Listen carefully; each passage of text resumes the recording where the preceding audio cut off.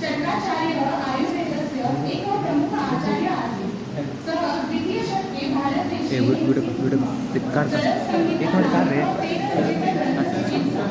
शास्त्रस्य मूलाधाररूपेण सर्वे वर्तते। एषः ग्रन्थः अष्टाङ्ग आयुर्वेदस्य एकम् अङ्गं चिकित्सास्थानं विस्तरेण प्रकाशयति। चन्द्राचार्यस्य मूलवाक्यमासीत् स्वस्थस्य स्वास्थ्यलक्षणम् आचरस्य विकासदर्शनम् च।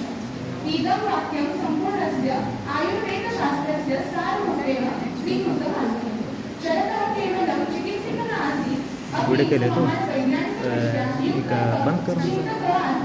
तेन द्रव्यगुणविज्ञानं दोषात्मकसिद्धान्तः पञ्चमहाभूततत्त्वानि मनःस्वास्थ्यं च अति सुन्दररूपेण बिम्बवति स्म।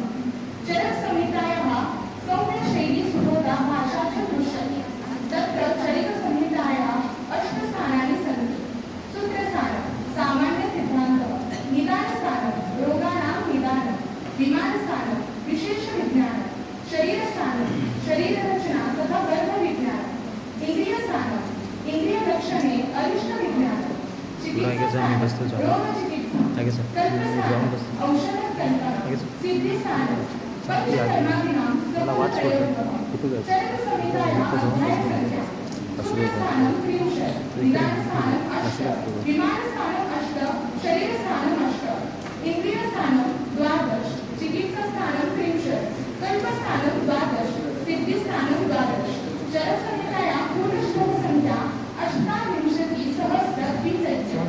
चरकसंहितायाः चक्रपाणिदत्तस्य आयुर्वेददीपिका इत्यादयः प्रसिद्धाः टीकाग्रन्थाः सामान्यजनम् अपि आयुर्वेदज्ञानं कुर्वन्ति। तत्र श्लोकाः सन्ति ते जनमानसात् स्वास्थ्यचेतनां जागरयन्ति। उदाहरणतः त्रयोदशाः समये सर्वे शरीरं धर्मं च धारयेत्, ते व्याप्ता विषमाः सर्वे रोगान् निहन्ति च।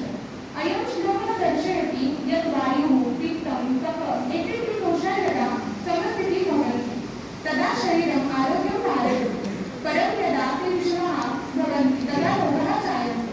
चरकस्य योगदानं केवलं भारतस्य सीमापर्यन्तं न तिष्ठति, अपि तु सम्पूर्णजगति आयुर्वेदविज्ञानस्य विस्ताराय प्रेरणादायकं जातम्। अस्मिन् पावने चरकजयन्ती दिने वयं सङ्कल्पं कुर्यामः आयुर्वेदस्य विज्ञानोन्नतिः